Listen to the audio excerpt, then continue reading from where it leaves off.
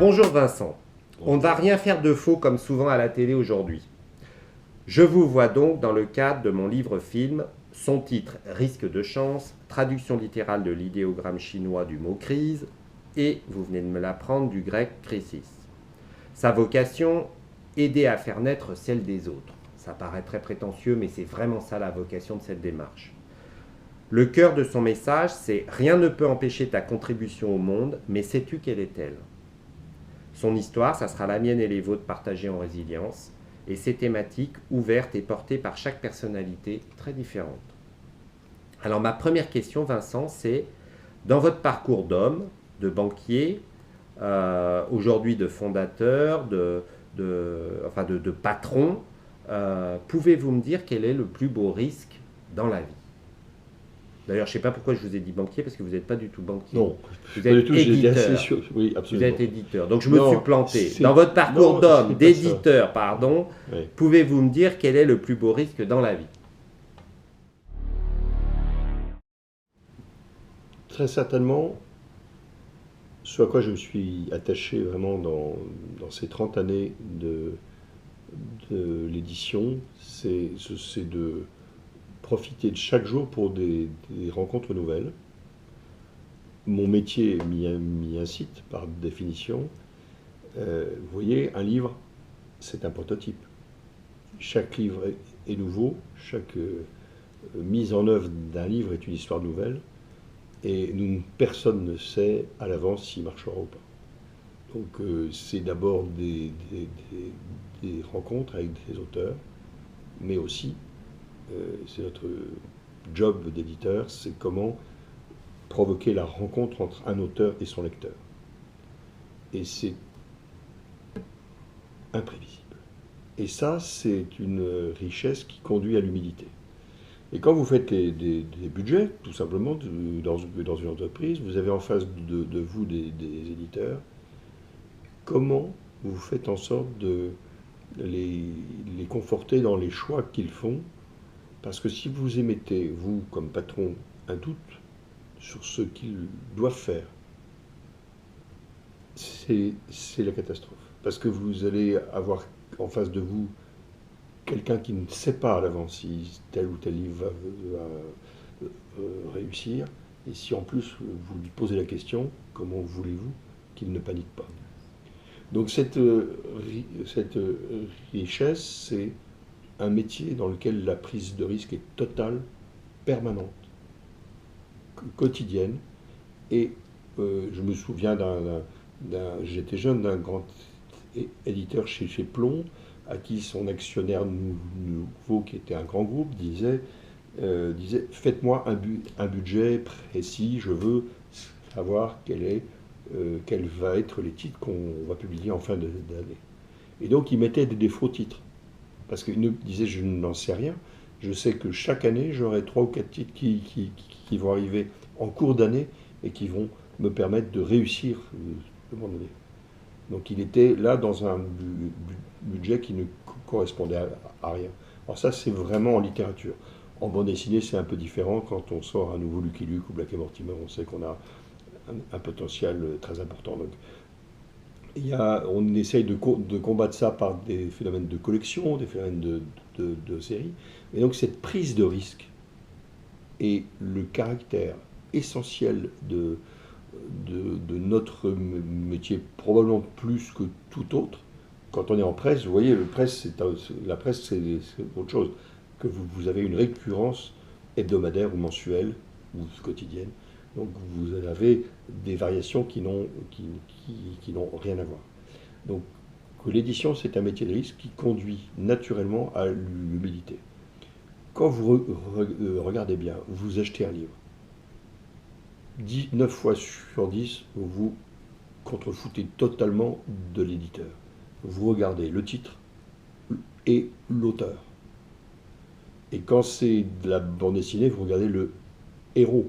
L'auteur peut même disparaître derrière son héros.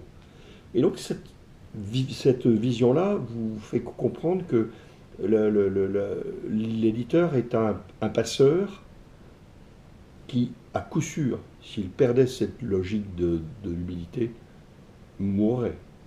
parce que c'est pas sa vocation. Donc il est là, alors il va faire travailler les auteurs avec le regard du professionnel qui peut être hard parce que il va être forcément dur, il va être, il a une démarche profonde de comment permettre à un auteur d'être le meilleur. Quand vous voyez Leïla Slimani qui a publié chez Gallimard Chanson douce, elle raconte elle-même qu'elle en parle à son éditeur et qui lui dit Leïla, ton premier chapitre est formidable. Ah, super. Et la suite Leïla, ton premier chapitre est formidable. Et elle comprend le message. Et derrière, elle est prise en cours. Donc le rôle de l'éditeur, c'est cet accompagnement aussi pour permettre à un auteur qui forcément a des proches qui lui disent écoute, laisse tomber, ce que tu fais c'est pas bon, ou alors c'est formidable, vas-y, vas-y. Mais ce jugement objectif, c'est celui du professionnel, il ne peut être qu'à la fois dans l'humilité, l'accompagnement, une forme de compassion, et surtout il croit à son auteur. Et donc il fait naître dans cet auteur un accomplissement. Et tous les grands auteurs ont tous commencé avec un premier titre dans lequel il y a un éditeur qui a cru en eux. Mais cet accompagnement, c'est pas mécanique. Hein. C'est l'histoire souvent d'une relation un peu fusionnelle. C'est une vie. Vincent, quelle est votre contribution au monde, votre mission, votre vocation, puisque vous parlez de cette mission justement d'éditeur, peut-être au-delà de l'éditeur d'ailleurs. On vient de croiser votre fille et votre petit-fils Paul. Alors, je pense que dans la culture est fantastique, c'est une plante fragile. Un livre, c'est fragile. Parce que c'est... Alors, il y a le livre de toute une vie. Vous avez un auteur qui va écrire un livre, il y en a d'autres qui font des 2, 3, 4 livres par année. Donc, ça ne veut pas dire que celui qui va faire un livre par an, ou un livre dans sa vie n'est pas plus ou moins intéressant. Prenez George Orwell, 1984. C'est un livre qu'il a écrit en 48, 84, 48, c'est inversé. Et il est mort en 51. Donc c'est le livre, si j'ose dire, qu'il a fait connaître de façon planétaire, a été publié après sa mort. Donc il faut avoir en tête que donc on ne peut pas vraiment. Alors c'est l'aboutissement de toute sa vie de journaliste, de constat sur ce qu'il avait vécu. Et quand on lit son histoire, régulièrement on lui disait écoute, voilà, je veux dire, c'est très très bien, fais tes articles, mais quant à écrire, c'est pas très intéressant. Même si on lui disait pas, c'était le constat. Donc, comment vous pouvez imaginer que dans un petit village provençal dont je cherche le nom, comment Frédéric Mistral est dans ce petit village et va devenir en 1904 prix Nobel de littérature. Qu'est-ce qui fait que ce petit garçon devient un jour un auteur et devient une star? On peut le dire pour n'importe quel auteur. Nous avons j'ai un auteur américain qui a publié à 200 millions d'exemplaires aujourd'hui, et il a aujourd'hui moins de 50 ans. Donc, toute aventure est unique, mais elle s'inscrit dans le temps. Et vous voyez, moi, il y a un chiffre qui me fascine, qui est un chiffre fait par le National Endowment for the Arts aux États-Unis, qui analyse le vote des 4 dernières élections présidentielles américaines. La différence entre ceux qui exercent le droit de vote et qui lisent ou qui ne lisent pas est de 30%. À 30 points d'écart entre ceux qui lisent et qui ne lisent pas. Pourquoi? Parce que la lecture, année après année, forge votre jugement intérieur. votre liberté intérieure. Et ça, c'est considérable. Pourquoi? Parce que la lecture vous permet de... Parce que chaque mot, chaque expression, vous fait rentrer dans une distance par rapport au texte, et vous fait rentrer par votre propre jugement, ce que ne donne pas l'image. Et l'image, paradoxalement, elle ferme plus, parce qu'elle vous enserre dans un jugement presque préformaté. Le livre, non. Et cette puissance-là, elle s'inscrit dans le temps. Chacun a en tête un livre de son adolescence qu'il a marqué profondément et qu'il a peut-être transformé.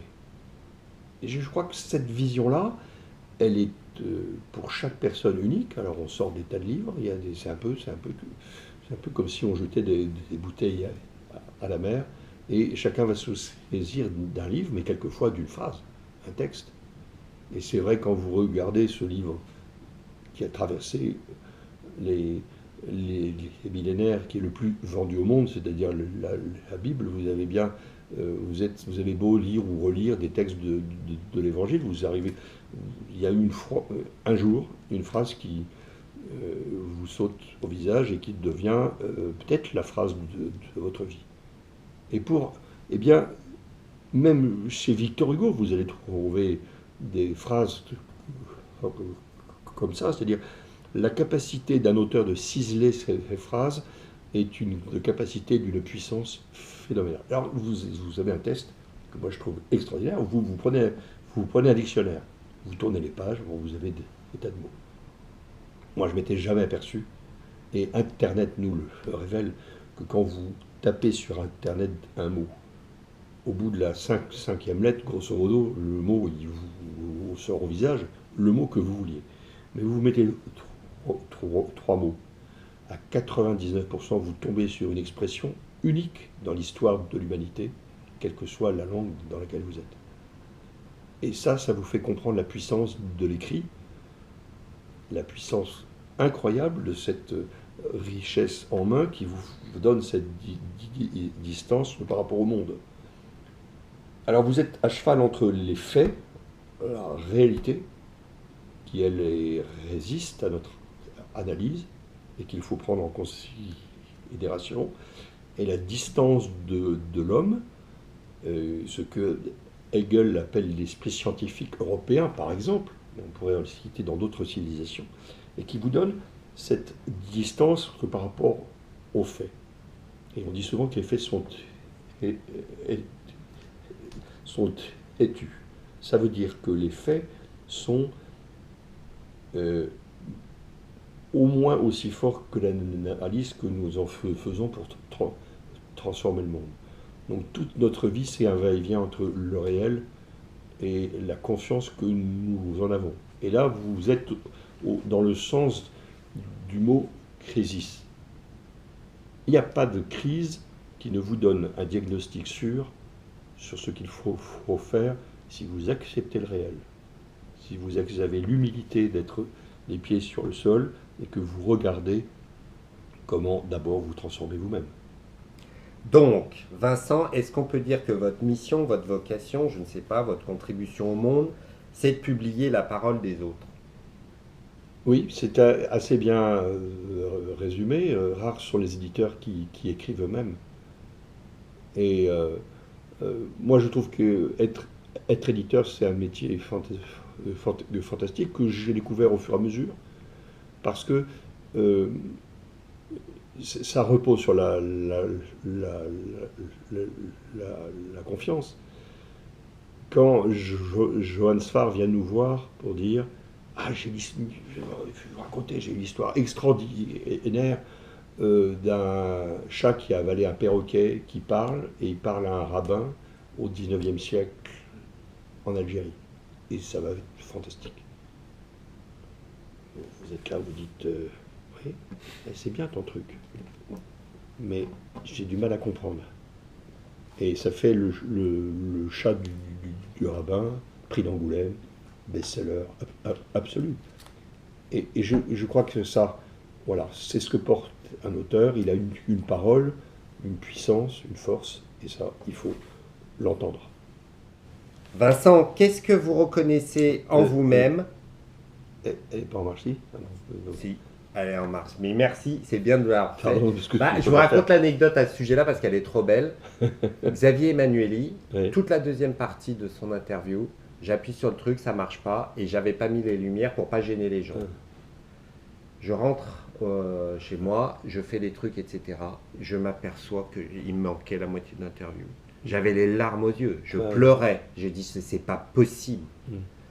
Je Et- rappelle Xavier, Mm. et je lui dis, Xavier, j'ose pas te dire ce qui m'arrive. Mm. J'ai appuyé sur le bouton, ça n'a pas fonctionné, il me manque la moitié de ton interview. Et Xavier me répond, c'est une faute professionnelle, Cyril Gaël. Ah, je lui dis, salaud, non, c'est pas possible, vous pouvez. Et il me dit, dépêche-toi de revenir parce que je pars en Russie. Ouais. Reviens demain ou après-demain, je C'est sais une pas. sacrée personnalité. Mais c'est incroyable, le cadeau du Ouais. ciel, la bonté de l'homme. Voilà. Bon, Vincent, qu'est-ce que vous reconnaissez en vous-même, par vous-même, qui vous donne le goût de vivre?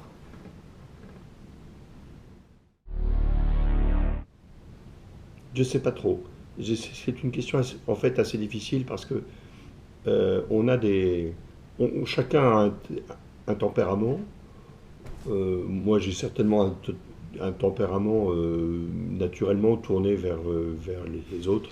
Et je pense que j'y peux rien. C'est une qualité que je que j'ai su développer. J'ai une vitalité pour faire, donc j'ai toujours entrepris. Et sincèrement, là, euh, il faut en rendre grâce. Comment le voir comme un élément. Euh, mais vous voyez, je ne serais pas je ne serais pas celui qui va creuser un sillon extraordinairement profond et devenir un chercheur, je suis un capteur. Un, un éditeur, c'est forcément quelqu'un qui est tourné vers les autres, qui s'intéresse à ce qui est changeant, innovant, euh, et qui ne peut pas fonctionner s'il n'aime pas les gens qu'il rencontre, et les auteurs en particulier. Parce qu'un auteur, c'est un peu que le contraire. Il y a quelqu'un qui a une idée, qui la creuse de plus en plus, qui est capable de raconter une série en bande dessinée sur 10, 20, 30 titres, d'aller puiser au fond de lui-même la ressource, de construire des scénarios qu'il n'a pas inventés au départ. Donc il a ça en lui, il le construit, mais il faut lui faire confiance, il faut qu'il trouve cette relation personnelle avec un éditeur. Alors, je rajouterai une chose, parce que je suis un éditeur, mais je suis surtout je suis un patron de groupe d'entreprise. Ma principale tâche, c'est de donner confiance aux gens pour qu'ils deviennent des patrons. C'est vrai de tout le monde, pas uniquement des éditeurs. Chacun, dans sa responsabilité personnelle, immédiate, quotidienne, doit être un patron. Il doit avoir l'œil responsable, c'est-à-dire cette passion justement de s'accomplir en accomplissant ce que on lui demande, évidemment qu'il est dans le cadre d'une entreprise. Mais si vous n'avez pas cette vision-là, vous ne construisez pas l'épanouissement de chaque personne. Et chaque personne est unique. Je vous prends un exemple. On embauche un éditeur, ça c'était à Bruxelles, qui vient d'une école de commerce. Donc, à la limite, pourquoi va-t-il être éditeur? C'est plutôt, ça pourrait être un gestionnaire. Et puis, il est passionné. Il est éditeur, il s'adresse aux plus grands auteurs de la maison. Et qu'est-ce qu'il va devenir? Scénariste. Et il y a un moment où il n'y tient plus, et il va envoyer sous un pseudonyme un scénario pour les aventures de Black et Mortimer. Il l'envoie à qui? À l'auteur avec lequel il travaille, puisque cet auteur est scénariste. Et l'auteur dit, ah, j'ai reçu un scénario, ce type-là, c'est un fou furieux, c'était formidable. Ce truc, il faut qu'on le rencontre. Alors là, il est piégé. Et il devient, c'est Yves Sand, devient un grand scénariste de Black et Mortimer. Et aujourd'hui qu'il a quitté la maison, puisqu'il est d'abord et surtout un scénariste. C'est génial. Donc il s'est accompli dans l'entreprise par lui-même, par sa propre vocation. Mais aussi, il y a un moment où l'entreprise laisse émerger ces vocations-là. Ou si elle ne le fait pas, elle est castratrice. Je suis très sensible à ces messages parce que c'est toute ma mission, en tout cas de coach professionnel. Moi, je me bats pour ce que j'appelle, comme Robert Dills, un leadership conscient. Et c'est vraiment les deux étoiles à atteindre. Pour moi, c'est autonomie et responsabilité. Pourquoi? Parce que plus tu es autonome et responsable, moins tu pèses sur les autres et plus tu allèges la planète. Et franchement, aujourd'hui, je crois que c'est de notre responsabilité de ne pas peser sur les autres quand on traverse le parcours. Je sais de quoi je parle, parce que moi, j'ai demandé beaucoup aux autres. Sans les autres, je serais plus vivant. Mais ça n'empêche que c'est pas pour ça que je veux peser sur les autres, au contraire. Et la planète, j'ai pas besoin d'évoquer ça. Est-ce un risque de chance d'être le fils d'un résistant de la première heure en 40? Alors, c'est un phénomène intéressant. Mon frère est né à 10 ans de plus que moi. Il est né en 50. Donc, il est né quand même à peine 5 ans après la fin de la guerre. Mais ces phénomènes sont que la guerre est finie, il y a une rupture, on n'est plus du tout de cette époque-là. Pour moi, je suis né en 59. En fait, en réalité, comment je pourrais dire, notre père ne nous a jamais parlé de la résistance, comme la plupart des résistants n'avaient aucune envie de revenir sur cette période-là. Non, j'ai connu mon père surtout comme homme politique. Il était déjà député quand je suis né, puisqu'il a été élu en 58. Jusqu'en 81, il a été en politique. Bon. Donc oui, une personnalité forte, mais il a donc... Rémi Montagne. Il a quitté la politique en 81 et il s'est lancé dans la construction du groupe Média Participation. Je l'ai rejoint en 86, au moment où il posait la première pierre de ce qui s'appelle Média Participation. Il se trouve que j'ai beau avoir 26 ans à l'époque, j'ai pas du tout la même formation que lui. Il était avocat, moi je suis plutôt gestionnaire, et donc on s'est non seulement très bien entendu, mais le décalage d'âge était important, c'était un peu la fin de sa vie, et je ne peux pas du tout dire à aucun moment que j'ai été ou écrasé ou impressionné. Je pense que c'était quelqu'un qui était un juriste très cultivé, qui avait très européen, qui avait conscience de ce que son expérience de guerre avait évidemment apporté, comme tous les résistants, la volonté déterminée de construire l'Europe. Et ça, je dois dire que sans aucun état d'âme, j'y suis particulièrement attaché, parce que je considère que vous avez dans deux villages côte à côte, dans des pays, je veux dire en France, mais dans des coins un peu reculés, autant de haine potentielle qu'entre deux pays européens. Donc le sujet, c'est la relation humaine dans sa profondeur. Moi, je connais deux villages en Savoie où encore quasiment aujourd'hui, si un garçon épouse une fille de votre village, c'est une catastrophe. Bon, je dis bien, on est en France. Donc il faut avoir en tête cette notion de crise, de crainte de pays, et je pense que l'Europe est une formidable chance pour tous les peuples qui y vivent, mais elle doit reposer sur la culture, pas uniquement sur l'économie. Et je pense que je pense que les programmes Erasmus, enfin, tout ce qu'on a fait montre qu'il naît aujourd'hui une jeunesse véritablement européenne. Il n'y a que ceux qui ont plus de 60 ans qui ne le voient pas, mais c'est une réalité. Mais il faut aller plus loin dans logique d'apprivoisement culturel des pays européens. Vincent, est-ce un risque de chance de diffuser la parole chrétienne? C'est pas risque de chance, c'est une nécessité. Je pense une chose. La logique d'entreprise et du capitalisme, on voit sa naissance dans Max Weber, le protestantisme. Mais en réalité, la culture chrétienne du chef d'entreprise et la culture de l'humilité chrétienne par la remise en cause permanente que cela engendre. Nous devons en permanence avoir en tête que si on ne se remet pas en cause, si on ne voit pas les conséquences de ces actes à court terme et à long terme, on ne peut pas progresser.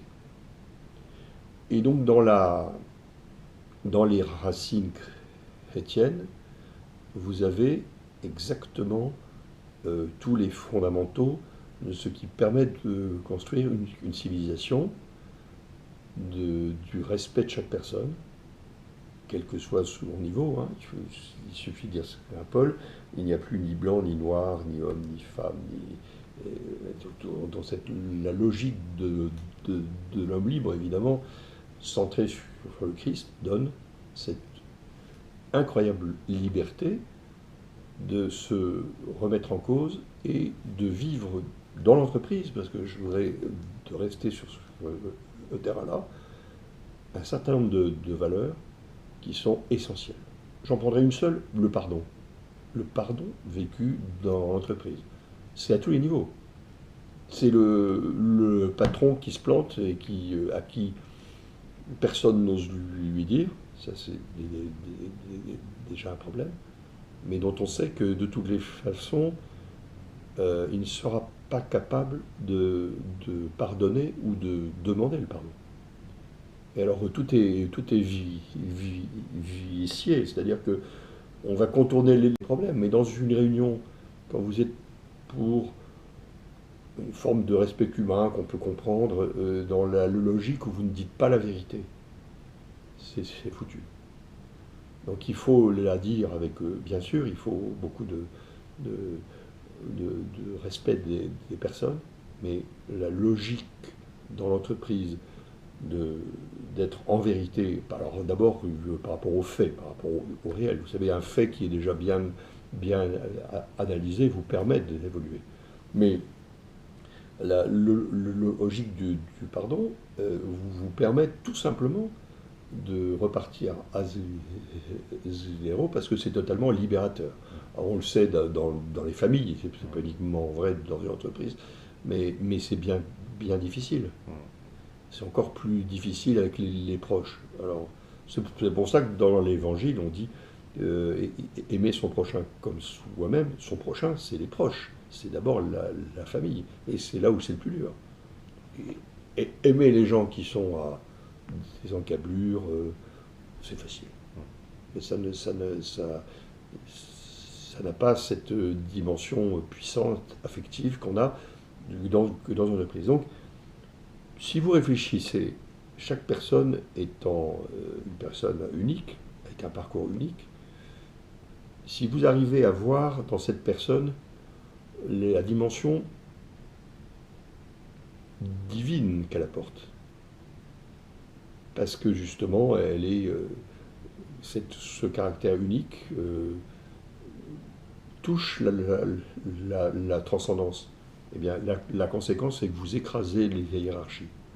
Parce qu'en réalité, chacun dans une entreprise apporte à peu près la même capacité de création si vous savez le faire. Alors, ça n'empêche pas un éditeur qui est génial, un auteur génial. Enfin, bien sûr, chacun apporte en fonction de ce qu'il a reçu ou de ce qu'il a traversé comme épreuve. Parce que je pense que les épreuves sont aussi fondatrices. C'est pas vous qui allez me dire le contraire.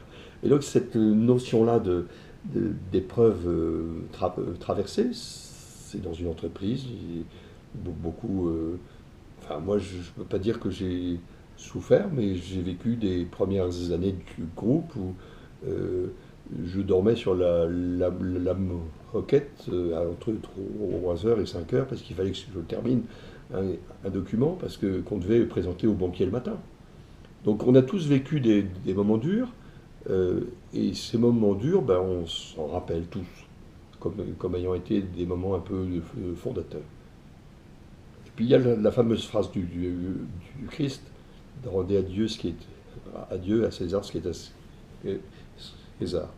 Et je pense que pour moi c'est une phrase très importante parce qu'elle est à la racine d'une certaine éthique de la façon dont on se comporte. On ne peut pas faire n'importe quoi avec l'argent.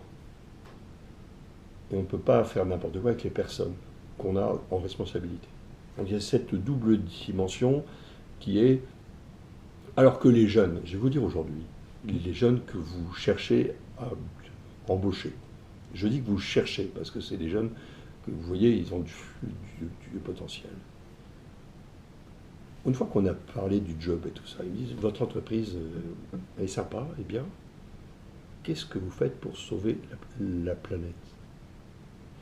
Et je disais ça dans une intervention à Sciences Po l'an dernier, je leur dis, mais vous êtes les premiers responsables de cette dimension transcendantale que vous apportez à nouveau dans le monde.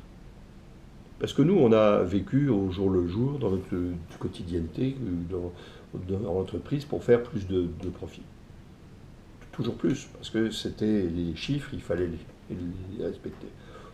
On faisait bien notre job, on le faisait avec le plus possible, selon les entreprises, le respect des personnes. Ce n'était pas vrai partout, mais il y a beaucoup d'entreprises qui fonctionnent bien.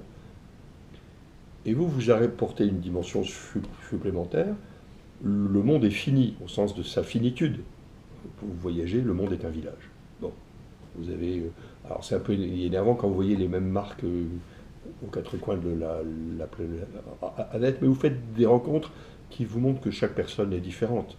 J'étais en Chine il y a une semaine, c'est un autre monde, mais c'est un monde dans lequel la relation personnelle est très importante, elle est possible, et elle est possible sur des valeurs de transcendance, beaucoup plus qu'on pense. Parce que chaque personne a envie d'être reconnue pour ce qu'elle est, pas pour ce qu'elle apporte économiquement ou non. Et donc dans cette relation-là, très personnelle, vous avez une force immense, qui est que, une fois que vous avez pris conscience que le monde est un village, vous avez pris conscience que votre frère, qu'il soit physiquement proche ou à l'autre bout de la planète, en réalité, vit les mêmes risques, vit les mêmes problèmes, et va les vivre de plus en plus. Alors oui, effectivement, vous prenez conscience de la fragilité de la planète, et vous vous dites pourquoi cette planète existe. Il n'y a aucun scientifique aujourd'hui qui peut dire qu'il y en a une autre qui existe dans les mêmes conditions. Les facteurs cumulatifs qu'il faut pour qu'il y ait la vie sur Terre, de mémoire il y en a 8 ou 9, sont exceptionnels. Jusque-là, on n'a rien trouvé d'autre. Pourquoi la planète existe? Et là, je vous pose la question, je n'ai pas la réponse autrement que dans le domaine de la foi, mais je la pose parce que la poser, c'est déjà faire une réflexion de transcendance. La religion, c'est autre chose. Mais la transcendance, elle est, je pense, que tout honnête homme doit reconnaître cette dimension-là. Qui êtes-vous comme magicien et que faites-vous en tant que magicien dans ce monde? La création euh, culturelle est au cœur de l'homme. Alors la création tout court, elle est entre les mains de l'homme. C'est une réalité. On est quelque part co-créateur avec Dieu. On d'abord par les enfants qu'on a pu avoir. Et ça, c'est une réalité que j'ai souvent dit à mes enfants. Je disais, votre liberté est immense parce que vous êtes au moins autant créé à l'image de Dieu que par vos parents. Donc, que le caractère indicible et unique de chaque personne est à reconnaître en permanence. On ne le voit pas forcément, mais il faut en prendre acte, parce que c'est ce qui donne la liberté personnelle. Et cette liberté, elle donne une sacrée responsabilité à chacun. C'est-à-dire, on ne peut pas toujours dire c'est de la faute des autres, que de la société. Non, non, non. On a une responsabilité un peu importante. Et c'est pour ça qu'il faut observer. Et j'ai toujours, c'est un mot que j'aime bien, observer. C'est-à-dire regarder le monde, parce que ça permet de voir le monde tel qu'il est, avec ses défauts et ses qualités. C'est pas virtuel.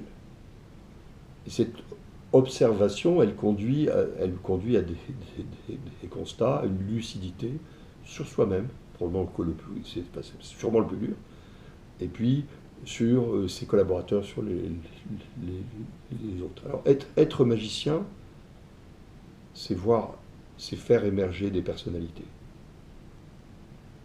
De voir les gens en 30 ans se transformer, devenir ce qu'ils étaient inimaginables qu'ils puissent être. Et je peux vous dire que c'est mon cas, très nettement. Qu'est-ce que vous aimeriez mettre à la place du difficile de notre monde? Je ne comprends pas votre question. C'est une bonne réponse.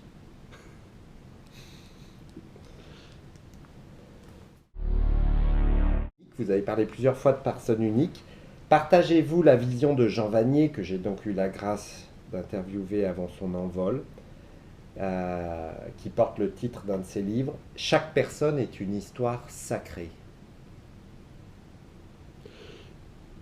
Je mets d'abord le caractère sacré de chaque personne dans la fragilité, c'est-à-dire la reconnaissance de sa fragilité. Un robot, c'est un robot. L'intelligence artificielle donnera le meilleur de l'homme dans le mimétisme. Dans chaque personne, il y a la nécessité du mimétisme et de la rupture. Le mimétisme, c'est fondamental. Si on ne regarde pas les autres comment ils marchent, on ne marchera pas. Si on ne se nourrit pas, on meurt. Donc tout est construit dans l'éducation. Le bébé qui hurle, c'est horrible. Vous êtes obligé de le nourrir. C'est pas un bébé qui souffre. Vous êtes perdu, c'est horrible. Et donc tout est construit dans la nature, pas seulement la nature humaine, pour qu'il y ait une forme de croissance par mimétisme. Mais le propre de l'homme, et elle est fondamentale, c'est la logique de rupture. Et il faut les deux. Ce que je crains, par exemple, avec l'intelligence artificielle, c'est que le mimétisme que va donner l'intelligence artificielle, qui conduit à des prolongements d'une puissance extraordinaire, fera que, comme l'homme est paresseux par nature, l'homme a la nostalgie d'un âge d'or ou d'un âge de l'abondance dans lequel il n'a rien à faire, eh bien, il va laisser ce mimétisme. Mais la conséquence, c'est que il ne faut pas tuer cet esprit de rupture qui est le plus difficile à trouver, et ça s'appelle la création. Et donc la création, la créativité évidemment, mais qui est plus profonde que ça, c'est le regard neuf qu'on pose sur les gens, comment on les fait grandir, comment on imagine la transformation d'une personne.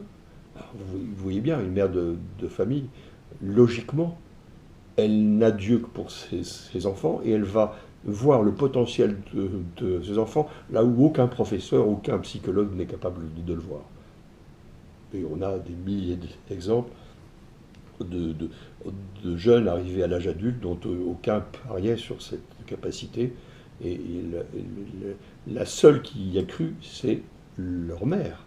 C'est comme ça. parce qu'elle l'a mis au monde. Ce qui est quand même un acte de co-création considérable. Et donc dans cette réalité-là, la, la création est probablement ce qu'il faut dans les décennies à venir le plus faire naître dans le cœur de chacun, parce que c'est d'abord un acte d'amour. Il n'y a pas de l'auteur qui crée, alors il crée souvent dans la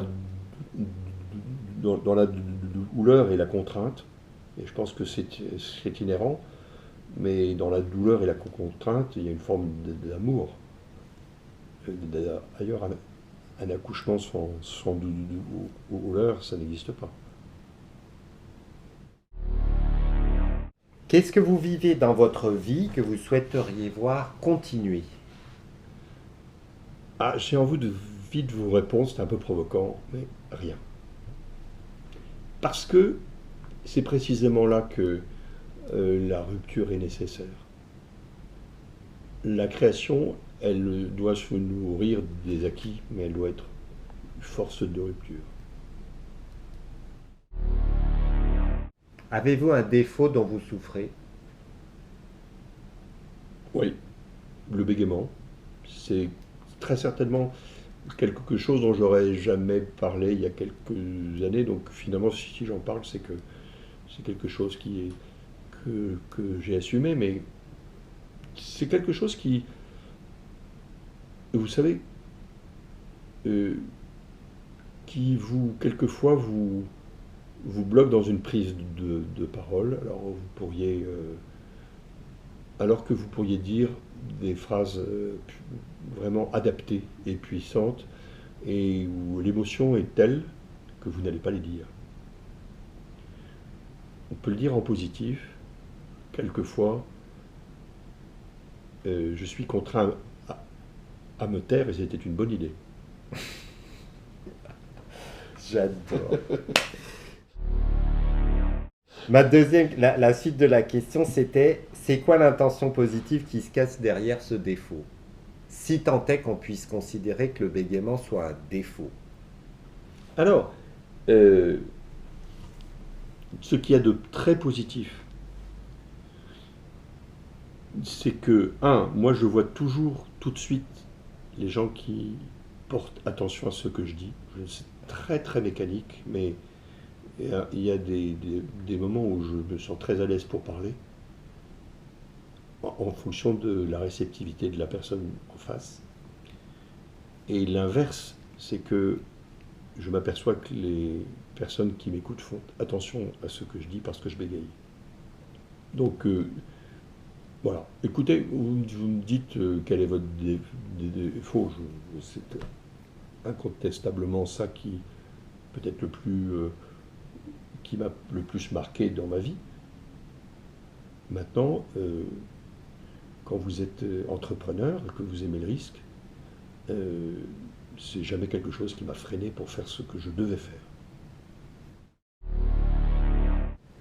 Est-ce que vous avez des mentors, Vincent, et quel message vous portent-ils? Difficile de ne pas avoir de mentor, mais en même temps, je ne peux pas vous citer comme ça une personne. J'écoute beaucoup, je prends, j'aime bien butiner. Je trouve que il y a beaucoup de gens qui disent des choses très sensées, très puissantes, et c'est à nous de faire de notre miel avec ceux qui nous apportent cette richesse, qui est la richesse de leur profondeur, de leurs sentiments, et mais il faut rester libre. Votre vie est-elle un stage d'amour comme la mienne ici-bas? Un stage, j'aime bien l'expression. Ah, je pense que l'éternité est déjà commencée, et que donc le passage de l'autre côté, c'est qu'une marche. Donc d'une certaine façon, ne pas voir cette continuité, c'est se se priver de la communion des desseins, se priver de tout ce qui fait la, la puissance de verticalité qui est en chacun de nous. Pourquoi on parlait de transcendance, évidemment. C'est cette dimension-là, je la rencontre dans toutes les civilisations que je croise, pourvu qu'on dépasse le discours convenu et qu'on ait envie de s'intéresser à la personne.